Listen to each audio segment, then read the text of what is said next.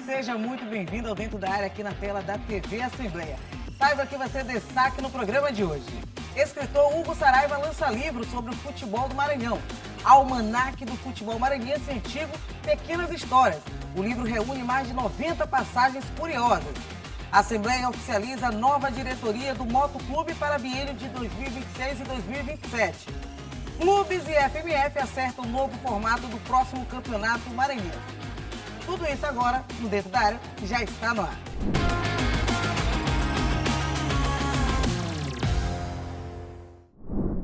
Muito bem, gente, Dentro da Área, já no ar aqui pela tela da TV Assembleia. A gente começa o programa já acionando meu querido amigo Gregório Dantas. Greg, chega mais. E aí, Dani? Tudo certo? Tudo tranquilo? Tudo bem, minha amiga, tudo tranquilo, tudo certo, tudo na paz.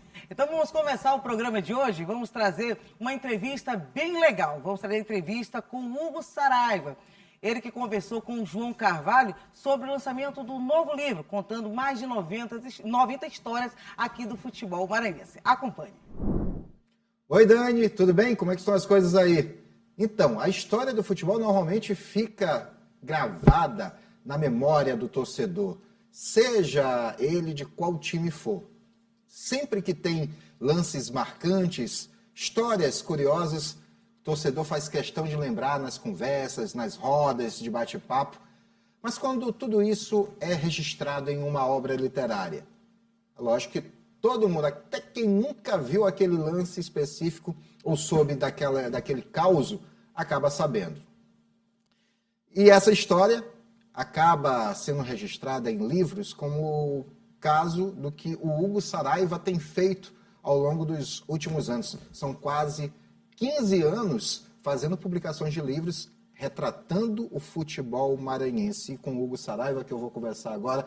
Hugo, seja bem-vindo ao Dentro da Área. Vamos diretamente à publicação mais recente, lançando um segundo volume de histórias curiosas do futebol maranhense, é isso? É isso. Primeiro, obrigado pelo espaço, né, de estar aqui na TV Assembleia, né, divulgando esse livro. É o volume 2 do Pequenas Histórias. É uma coleção, né, o Almanaque do Futebol Maranhense Antigo, Pequenas Histórias, onde eu trago novas 94 passagens curiosas, algumas mais curtas, outras mais longas, como eu costumo dizer, do que de melhor e do que de pior aconteceu dentro do futebol maranhense. Eu retrato, por exemplo, desde a chegada do futebol aqui com o Diozinho Santos, que isso foi na década de 10, até um último fato assim mais, vamos falar assim, pitoresco, que foi uma prisão de um torcedor que estava foragido da polícia, né, dentro do estádio de futebol aqui em São Luís, no Campeonato Maranhense deste ano. O policial apaisano simplesmente reconheceu e prendeu, deu voz de prisão. Então são essas passagens curiosas que eu retrato nesse livro. Neste segundo volume estão essas duas histórias específicas. Vai de um extremo ao outro, né? Só que, claro, tem muita coisa. Eu falo, por exemplo, passagens de nomes importantes aqui do futebol nacional, como Djalma Santos, já como treinador, né? Ele foi treinador do Sampaio Corrêa, ele era bicampeão do mundo. Eu falo sobre a passagem do Pelé, no começo da carreira, como eu até coloco no livro, com econômicos 56 gols, e ele já consagrado como rei do futebol. Eu falo sobre a vinda de Garrincha, que é o Maranhão, enfim.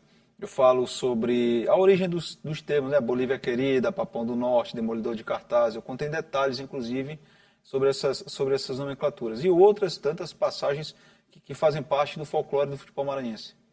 E além dessas histórias todas, né, sobre alguns nomes famosos do futebol nacional, futebol local, tem algumas histórias mais recentes, tipo futebol dos anos 1990, início dos anos 2000, que o torcedor que vibrou, por exemplo, com o Sampaio na Comebol, com o título de 2012, o torcedor atleticano que comemorou aquele tricampeonato no início da década de 90, algumas dessas histórias estão por lá? Inclusive tem, sobre a queda de recorde de público no Castelão, né, que foi na Copa Comebol.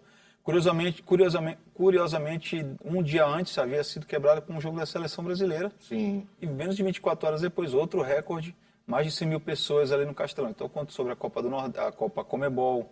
Eu falo, por exemplo, vamos pegar aqui década de 90, eu falo sobre a paralisação do Maranhão Atlético Clube, que foi a primeira vez na história que ele não disputou o Campeonato Maranhense, que foi em 97. Eu falo sobre vai acabar o primeiro campeão maranhense, eu conto em detalhes o título, né? como foi a história do campeão maranhense de 96, eu falo sobre a desistência do Bacabal na Copa do Brasil de 97, foi a primeira vez que um clube maranhense desistiu, né, de disputar a competição, e dentre outras passagens menores, por exemplo, armações de bastidores para um clube ganhar título, confusões, jogador que foi expulso de campo, a torcida invadiu o campo, agrediu o árbitro e o jogador foi obrigado a voltar a campo, senão a partida não seria retomada. Então são 94 curiosidades que eu trago dentro desse novo livro. Sobre a questão dos anos 90, e aí mais especificamente, eu posso até adiantar, né, que para o próximo ano eu trago meu 8º livro, que já tem título definitivo, vai se chamar Sampaio Corrêa Grandes Conquistas, onde eu falo sobre Copa Comebol, por exemplo, eu falo sobre a Copa Norte na década de 90, Série C de 97, dentre outros títulos importantes, né? Como o último que é a Copa do Nordeste em 2018. O Sampaio que tem uma história diferenciada dentro do futebol no Maranhão, porque conseguiu ser o campeão de 2 competições regionais diferentes, né? Copa Norte e Copa do Nordeste. E o único campeão de 3 divisões inferiores. Exatamente. Para ver como a gente tem um futebol rico, né? E muitas das vezes o torcedor não valoriza.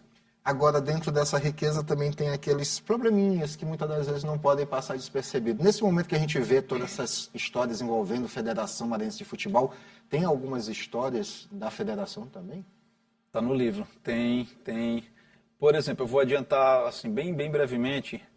Teve um título maranhense onde o time que foi campeão, ele não deixou o adversário levar um ofício até a federação e fez com que a federação fosse fechada para que o ofício não chegasse.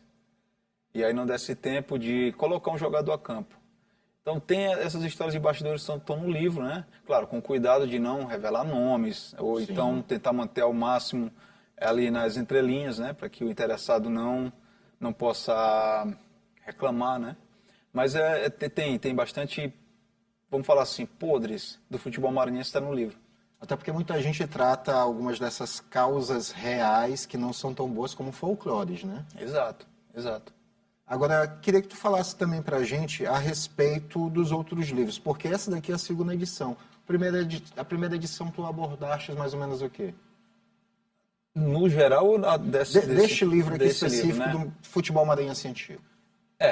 Na verdade, esse dessa série é o terceiro. É o terceiro? É o terceiro. Em 2023 eu lancei Almanaque do Futebol Maranhense Antigo, Clubes Menores da Capital, onde eu falei sobre Ferroviário, Graçaranha, Ícaro, Tupã, Expressinho, Botafogo do Anil, IAP, a primeira fase do IAP, né? Ano passado eu lancei o primeiro volume e, claro, e aí eu costumo dizer assim, eu culpo a grandeza do futebol maranhense que não deu para condensar quase 200 passagens em um único livro, senão ficaria inviável para lançar, né? Ficaria quase 1000 páginas. Então eu trouxe um livro novo que é um complemento do primeiro, e nesse primeiro eu também falei sobre, por exemplo, em detalhes, a criação dos hinos de futebol, Maranhão, Sampaio e Moto. Eu falei sobre a origem dos mascotes dos clubes, né? Por que Papão do Norte, por que o bode, né? Por que o tubarão. Então, na verdade, é uma continuação daquelas passagens que não coube nessa primeira edição. E possivelmente vir uma terceira edição aí. Agora, também já falaste, né, já fizeste livro sobre os clubes, né? Tem um voltado para o Maranhão Atlético Clube, Isso. Outro para o Moto, outro para o Sampaio. Isso, em 2011 foi o meu primeiro, né? Eu sou formado em Educação Física. E a minha monografia eu retratei sobre a história do Sampaio Corrêa justamente por a gente não ter um material aqui em São Luís. Não havia livro, revista oficial do clube, nada. Então, até por uma curiosidade de torcedor, eu procurei entender melhor a história, a origem do Sampaio Corrêa. O livro ficou bem, a monografia ficou bem bacana e o meu orientador me estimulou a produzir um livro, né, transformar essa monografia em livro, que eu fiz em 2011. No ano seguinte, como eu tinha muito material guardado, e por eu gostar muito do futebol maranhense em si, não só do meu clube, que é o Sampaio Corrêa, eu lancei o segundo livro, chamado Salve, Salve, Meu Bode Gregório, a história do Maranhão Atlético Clube, onde eu falava sobre os 94 anos de vida do clube. Agora, em 2014, eu lancei o terceiro, chamado Memória Rubro-Negra de Motoclube Eterno Papão do Norte. Então, eu consegui retratar os 3 grandes da capital em livro, e em 2023 um apanhado dos menores da capital, e os que ainda estão jogando e os extintos. Agora, em relação também aos clubes pequenos, que tu falaste agora há pouco, que na realidade foi o primeiro falando sobre o futebol maranhense, Teria alguma curiosidade desses clubes pequenos que eu destacaria nesse momento para o telespectador? Por exemplo, Expressinho. Muita gente... por que Expressinho? Que é o clube que era da Coab, agora acho que nem o torcedor mais sabe por onde o Expressinho está situado. O clube ele nasceu justamente por um jogo de amigos ali do bairro da Coab. Foram jogar uma partida ali no antigo Tiriricau, no aeroporto. Só que esqueceram que na volta eles precisariam voltar de ônibus e não levaram passagem. Então o que eles fizeram? Deram todos voltaram a pé do aeroporto até a Coab. Então foi um expresso de vencer a partida. E, aqui foi um expresso da vitória e vamos oficializar com essa vitória um clube. E o nome? Bom, já que a gente fez uma viagem a pé, então a gente resolveu colocar o nome de Expressinho. Essa é uma das passagens curiosas desse livro, por exemplo. Certo. E os estádios também, né? Tem algumas Nesse histórias, novo aqui, eu falo sobre, com riqueza de detalhes, a criação do extinto Santa Isabel, que era ali na Fabril, né?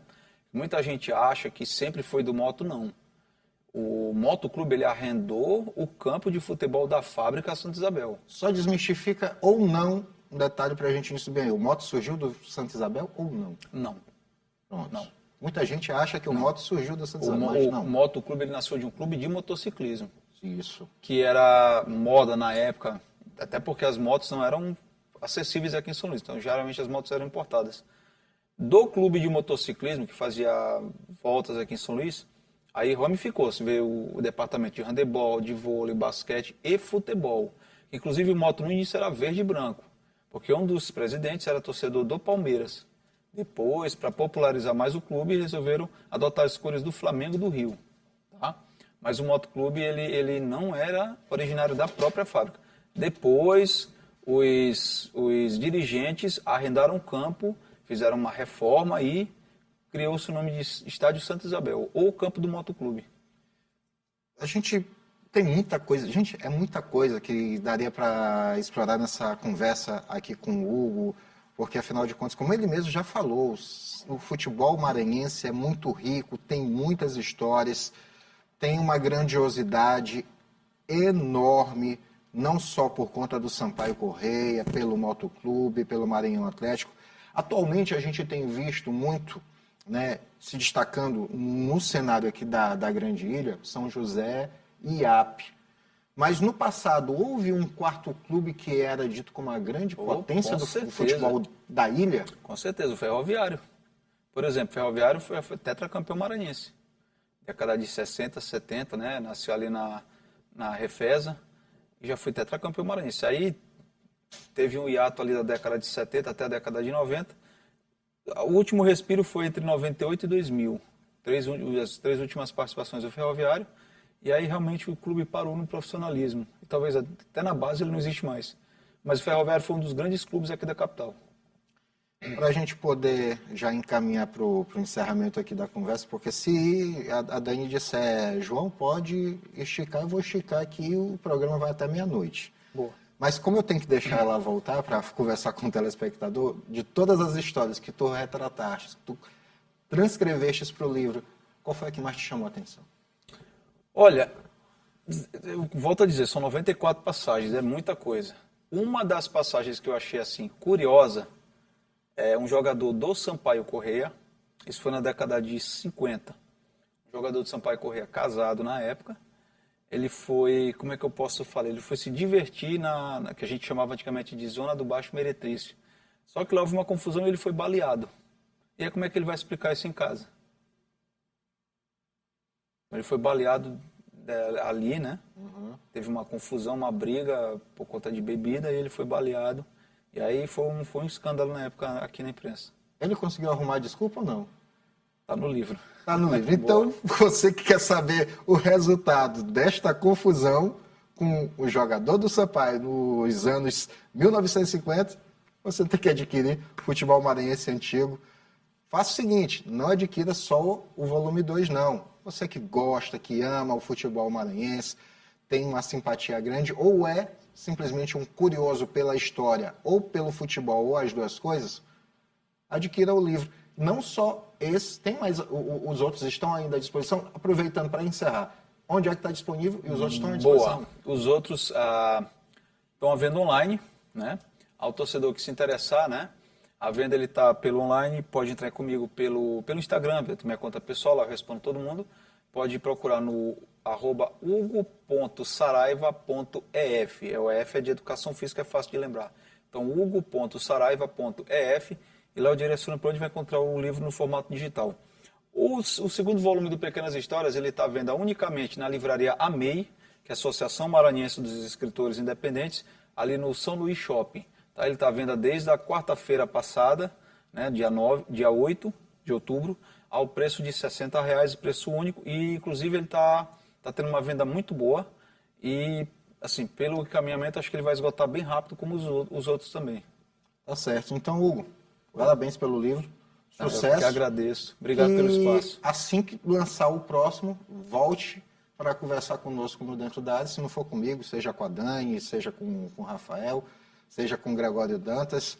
São pessoas que eu tenho certeza que, assim como eu, são sedentes pelas histórias do futebol, vão também ter muita curiosidade a respeito. Parabéns pelo livro, parabéns pela iniciativa. Obrigado, eu que agradeço. Obrigado esse espaço, né? E com certeza eu vou voltar.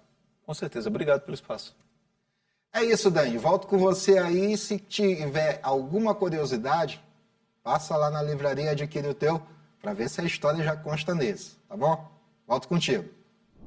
João Carvalho conversou, né, com o Hugo Saraiva. É muita história para contar, viu, Greg? É verdade. Olha, não é só muita história, é muito conteúdo, né, que o Hugo tem. Cara, o Hugo é um cara, um profissional, né, amante do esporte, amante do futebol maranhense, e formado em educação física, né? É bom sempre registrar isso.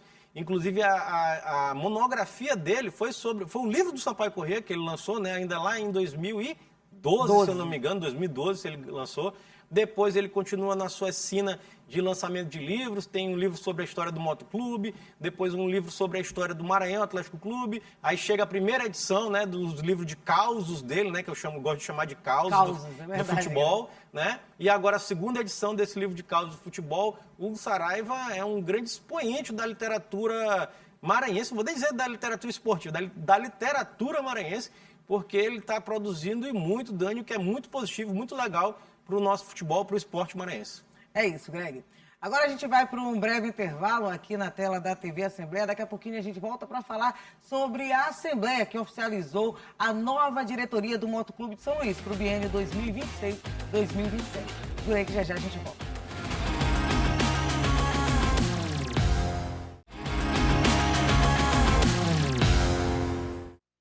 De volta com Dentro da Área aqui pela sua TV Assembleia. Agora a gente vai falar sobre a Assembleia, que oficializou a nova diretoria do Motoclube de São Luís. Aconteceu lá no auditório da FIEMA na última sexta-feira. Acompanhe. Conselheiros e torcedores acompanharam a eleição da nova presidência do Motoclube. O presidente Arthur Cabral e o vice Vitor Sardinha formaram chapa única e foram eleitos por aclamação para o biênio 2026-2027. Arthur Cabral, que já foi presidente da Agência Estadual de Mobilidade Urbana e da Companhia Maranhense de Gás, falou sobre os desafios e os investimentos que vão ser feitos nos próximos anos. A moto já é grande, né? Ele precisa ficar maior ainda, a altura de toda a grandeza dele. Os 3 pilares que nós vamos trabalhar é a base, a torcida e a marca moto.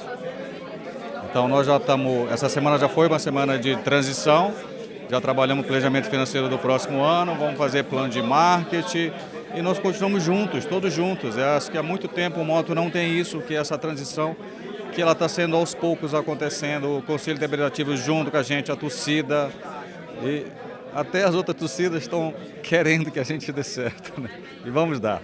O novo vice-presidente do Papão destacou a importância da torcida no processo de reestruturação do clube. A torcida, o torcedor, ela é basilar para o coração do clube. Na verdade, a gente tem uma legião de torcida apaixonada. A torcida do Moto é uma torcida diferenciada que nunca largou a mão do clube. Então a gente vai precisar de todo mundo agora unido, aguerrido, para a gente virar essa página do clube e fazer uma nova história. O Vitor Flieger, que comandou o Motoclube por 2 anos, ressalta que passa a bola para a nova presidência do Rubro Negro com o sentimento de dever cumprido em meio a erros e acertos e que vai colaborar com a nova gestão. A gente vive uma democracia, o Moto agora passa para uma nova gestão, mas uma gestão com transição, que é o que não acontecia no Moto antes. Então a gente faz uma transição, desejo toda a sorte do mundo para o Arthur, para ele dar continuidade ao que deu certo, corrigir o que a gente não conseguiu resolver, porque com pouco tempo, com um time do tamanho do Moto, é muito difícil fazer tudo em tão pouco tempo. Mas eu tenho certeza que o balanço é positivo. O presidente do Conselho Deliberativo do clube afirma que o momento é de união para um bem comum, que é reerguer o motoclube de tantas tradições. É um momento de ressurgimento do motoclube de São Luís, de união, porque o moto precisa de união. Outrora nós vivíamos atrás de um presidente para assumir e agora já mudou, já tem candidatos. E hoje foi aclamada a chapa do Arthur e do Vitor para o biênio 26, 27. Esperamos que eles dêem continuidade no trabalho que começou lá em 21, no final de 21, para que o moto venha se reestruturar e buscar o resultado esportivamente dentro de campo. Greg, o Moto agora já sob nova diretoria. Sim. Motoclube já pensando para o biênio 2026 e 2027. Verdade, né, Dani? O Moto dando os primeiros passos, né? A gente sabe que a gestão do Vitor Flieger, se não foi marcada por uma excelência dentro de campo, mas foi uma gestão bastante transparente e uma gestão que pelo menos deu uma sanada no Motoclube de São Luís. Ele até enfatizou algumas vezes, Dani, em entrevistas, em momentos que a gente encontra ele, que o novo presidente do Moto, que agora é o José Arthur Cabral Marques, né? Ele vai pegar o Moto não esculhambado, né? Como alguns outros gestores, a gente como pode dizer. outros gestores pegaram o Moto, né? De maneira bem, eu estou tentando achar uma palavra que não seja bem ofensiva, né? Complicado. Complicado. Mas ele disse não, ó, quem pegar o Moto agora, que é o José Arthur Cabral Marques, pega um Moto organizado e realmente está. O Moto tem um CT, uma estrutura melhor do que uma estrutura melhor. Anos passados. Isso. O Moto tem saneamento de contas. O Moto tem, nesse momento, uma nova sede que é para a prática de outros esportes fora da sede do Moto. Inclusive, né? já tem essas modalidades. Isso, já tem modalidades. Novas modalidades. Exatamente, novas modalidades. Então, assim, o Zé Arthur Cabral Marques não pega o Moto do zero. Ele pega o Moto do zero em termos futebolísticos, mas de estrutura não, e de organização não. Por quê, gente? O Moto ano que vem só tem o Campeonato Maranhense, até o momento, né? Só para deixar registrado. Sim. O Moto ainda vive aquela expectativa fazendo cálculos, de Série D, que não depende dele, é bom deixar claro, não depende do Moto. O Moto tem aquela expectativa tanto do Marcílio Dias, quanto do Brasil de Pelotas, e do quanto do Tocantinópolis. Que são as três possibilidades. São as três possibilidades do Moto de jogar a Série D no ano que vem. Né? A possibilidade do Tocantinópolis, como a Dani falou, é a mais simples. O Tocantinópolis vai refazer as semifinais do Campeonato Tocantinense. Se chegar à final, não precisa ser campeão. Pronto, o Moto já está garantido na Série D.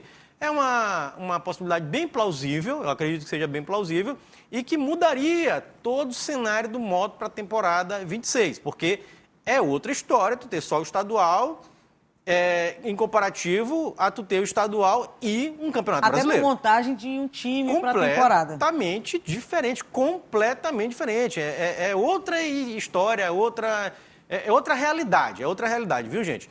Então, assim, o José Arthur Cabral Marques, ele assume a presidência, vai assumir a presidência, né, em 1º de janeiro de 26, que o mandato do Vitor vai até o final desse ano. O vice vai ser o Vitor de Lima Vaz, não é o Vitor Flieger. É bom deixar claro. É bom deixar claro, porque o Vitor Flieger disse que não quer presidência nem vice-presidente, então o Vitor de Lima Vaz... Dizem que vai estar ali auxiliando, mas ele não quis. Não quer, ele sempre destacava que não queria. Não quer, então o Moto, eu acho que respira novos ares e demonstra uma certa esperança, Dani. Uma esperança em dias melhores para o torcedor, porque assim...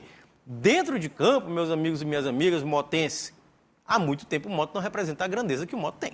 Né? Verdade. A gente tem que ser bem sincero, o motense não é besta, né? Não é cego também, ele sabe do que eu estou falando.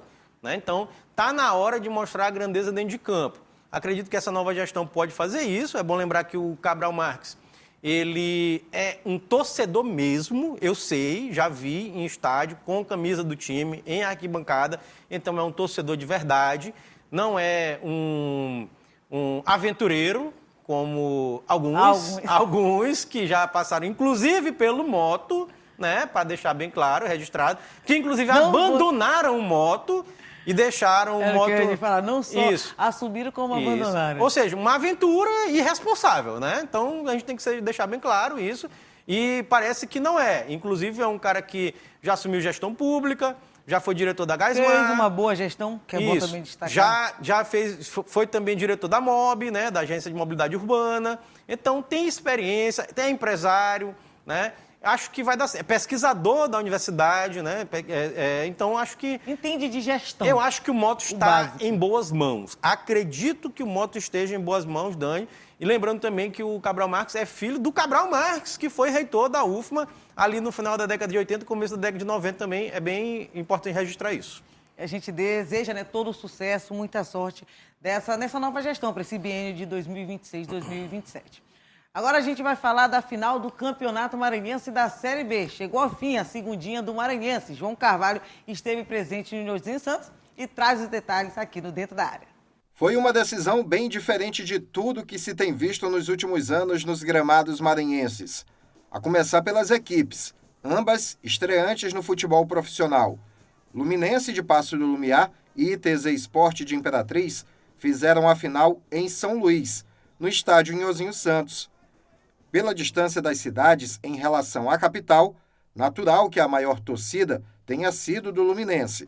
Mas, em campo, o ITZ dominou o primeiro tempo. Com mais entrosamento, o Camaleão criou as melhores jogadas e esteve, por mais de uma vez, muito mais perto de abrir o placar. Já na segunda etapa, o Leão de Paço passou a impor seu estilo de jogo e a criar mais chances de gols. Depois da parada técnica, o ITZ equilibrou o jogo e teve duas ótimas chances com capote. Nas duas, o goleiro Fábio cresceu para cima do atacante do ITZ. O forte calor que fez no horário do jogo acabou por vencer as duas equipes, que não conseguiram sair do zero. Nos pênaltis, o ITZ começou cobrando. Ivan Fortuna converteu. Maurício dos Anjos marcou para o Luminense. Nas cobranças seguintes, Rodolfo Júnior e Matheus pararam nos goleiros. Manuel perdeu a terceira cobrança do ITZ. Lucas Ramos marcou para o LAC. O Wildson faz para o ITZ. Alcides marca para o Luminense. Na cobrança de Tarcísio, brilhou mais uma vez a estrela de Fábio. Defesa do título.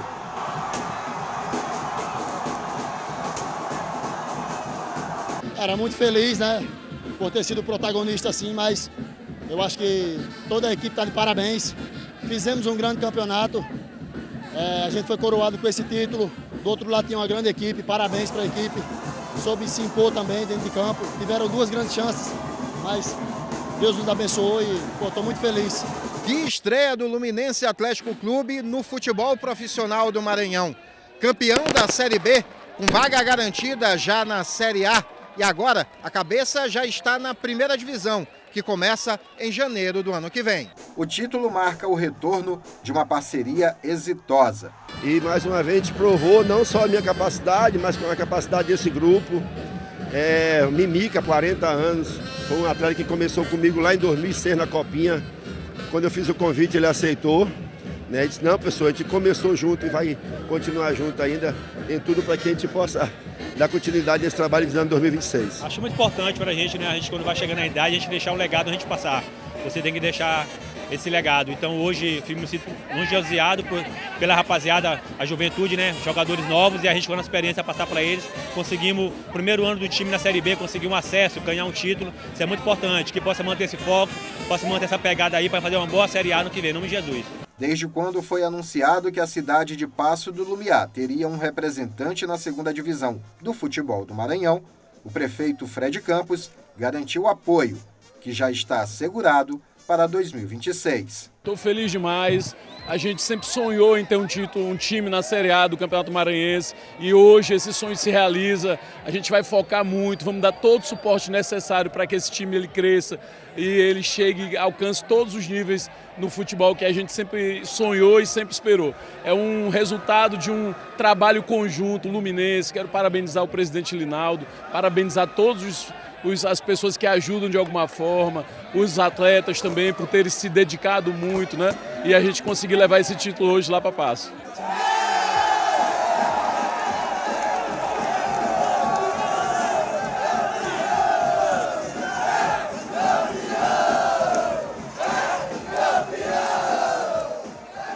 Agora está na hora de falar de Série A do Campeonato Maranhense 2026. A Federação Maranhense de Futebol se reuniu com os clubes e um novo formato chega para 2026. Greg, vamos lá. A gente já até comentava aqui nos últimos programas sobre as mudanças que poderiam ter no próximo Campeonato Maranhense. E vai acontecer. Vão ter. Tudo, claro, a gente sempre tem que destacar isso, porque nós temos um calendário completamente modificado, anunciado pela CBF, já debatemos sobre isso aqui. No começo de outubro. Né? No começo de outubro. E o calendário agora, nacional da CBF, ele só permite 11 datas para estadual. A nossa Federação Maranhense de Futebol se reuniu com todos os representantes dos clubes e eles vão se adequar a esta realidade. Ou seja, teremos 11 datas. Como será? São 8 times, né, Dani? Então, teremos um turno único, pontos corridos. Todos jogam contra todos, turno único, repito. Então, cada um faz 7 jogos. Depois, nós teremos um mata-mata. Os 4 primeiros se classificam, né? E aí, 2 jogos de semifinal, o que dá 9 jogos. 2 jogos de final, que dá 11 jogos. Então, tem 11 jogos confirmados, 11 datas confirmadas para cada time. É bom registrar que o último colocado, isso é uma alteração bem significativa, apenas o último colocado do Campeonato Maranhense vai cair, né? O penúltimo e o antepenúltimo vão fazer um play-off. Na verdade, né? 2 cairão, né? É porque o último vai cair direto. E o antepenúltimo e o antepenúltimo e o penúltimo vão fazer um play-off. Quem perder esse play-off cai também. Então, é assim. São 8 times. Os 4 primeiros, os 8 times, 4 primeiros avançam para as semifinais, certo? O último caiu. O 7º e o 6º vão jogar um play-off. Quem perder esse play-off cai também. E o 5º colocado é o que tá nada. Nem lá, ele tá boiando. Nem tanto ao céu, nem tanto É o que vai boiar ali, que não vai acontecer nada. Mas é menos pior. É menos pior do que cair, né? É menos pior de estar naquele mata-mata do rebaixamento. Isso, então ele vai ficar ali, o 5º colocado vai ficar ali no limbo, vou chamar assim, na região do limbo. Vai ficar no limbo. Aí, assim, uma coisa importante, também ficou decidido nessa reunião com clubes e a interventora da FMF, a Susan, né, a Susan Lucena, que não haverá Copa FMF. Gostei. Permanece sem ter no segundo Gostei. semestre. Eu sei que tem muita gente que defende o retorno da Copa FMF, porque é importante a Copa FMF. Copa FMF eu não vejo importância nenhuma nisso aí, então eu achei bem legal, né, até porque o calendário dos times vai aumentar ano que vem. E é um detalhe, né? que a gente dizia que muita gente ia sentir falta em 2026 da Copa FMF. Não vai sentir porque também os times já estão alguns na Série D, que é aquele calendário que estica um pouco mais. Por exemplo, ano que vem, gente, nós teremos confirmados na Série D do Campeonato Brasileiro 3 times já. Sim. Sampaio, IAP e Imperatriz. E a possibilidade bem real do Moto. Então teremos 4 times maranhenses, quase que concreto, ali jogando a Série D, além do Max jogando a Série C. Ou seja, 5 times maranhenses com calendário aí de ano inteiro. Ou seja, é uma mudança significativa para o esporte aqui no estado do Maranhão. Então, só para deixar registrado ainda sobre o Campeonato Maranhense, Dani, não tendo a Copa FMF, permanece como é hoje. As vagas das competições nacionais saem do Campeonato Maranhense. Então, cheguem à final. Campeão e vice. Quem chegar à final vai ter vaga garantida nas competições nacionais. O terceiro colocado também tem vaga nas competições nacionais. Está bem colocado. Agora, porque o terceiro colocado garante pelo menos uma Série D, é o que já está acontecendo. E um bom tamanho, né, Isso, também. não, bem legal. Então, é campeão, vice ou terceiro. Aí você tem calendário para o ano seguinte. Ou o time que está na Série D conseguir pelo menos passar de fase. Porque se tu passar de fase, tu entra naquele número dos 32, né, Dani? Tu chegou nos 32 ali. Que foi o que aconteceu com o Sampaio. Isso, e aí tu vai garantir, a partir do ano que vem, a vaga na próxima Série D. Então, chegou entre os 32 e não subiu, é bem legal também. Porque aí tu não desperdiça o ano, não acaba com calendário. tudo. Não acaba com tudo. Tu garantiu pelo menos a Série D do próximo ano. Então, e o Campeonato Maranhense do próximo ano, desses 8 clubes, 5 estarão aqui na capital maranhense e 3 fora da capital, que é o caso do ITZ, Imperatriz e o Tuntum, como a gente falou no programa passado. O patinho feio. É o patinho feio do campeonato, Mas, que é o mais longe, entre aspas, porque você 2 Imperatriz e 5 aqui na região metropolitana. Mas isso é importante, Dani, a gente falar sobre isso, é um assunto que acho que rende um programa inteiro, porque demonstra a força das duas regiões maiores do estado. Real. Né? Comercial, financeira, econômica, óbvio, né? E populacional. Ou seja, São Luís e Imperatriz. A região metropolitana tem 5 times na Série A e a cidade de Imperatriz 2. Sobrou uma vaga para Tuntum. Isso também, além de demonstrar o que eu estou falando, também demonstra a falência dos clubes do interior que eu sempre sonhei. Eu sempre a gente dizia que era as legal. Praças para serem movimentadas. Era bem o legal. Estado do Maranhão Isso. utilizar o campeonato maranhense. Isso, como a gente teve recentemente Pinheiro, Cordino, Tuntum mesmo que está jogando agora, né? Imperatriz. Santa Quitéria jogando em Santa Quitéria, Pinheiro jogava em Pinheiro, o Cordino jogava em Barra do Corda, o que era bem legal porque ele estadualizava o estadual, né? Que era um pleonasmo, mas acontecia. Ia para o interior interiorizava, né? Não é por, vamos dizer assim, bloqueio, boicote, não. Incompetência deles. Eles foram incompetentes e os times da capital e de Imperatriz foram competentes. E que desse campeonato maranhense do próximo ano a gente vai ter que ver os próximos capítulos. 5 times, quantos estádios estarão disponíveis? Aí é outro assunto interessante, né? Também renderia que você traz. Um bom programa. Lá em Imperatriz, por exemplo, está resolvido, porque são 2 times, um time joga um dia, o outro joga o outro. Um fórum dentro de casa. Tá resolvido. Aí tá resolvido. Agora, aqui em São Luís o bicho vai pegar, gente. Aqui em São Luís o bicho vai pegar. São 5 times, IAP, Luminense, Sampaio, Maquimoto.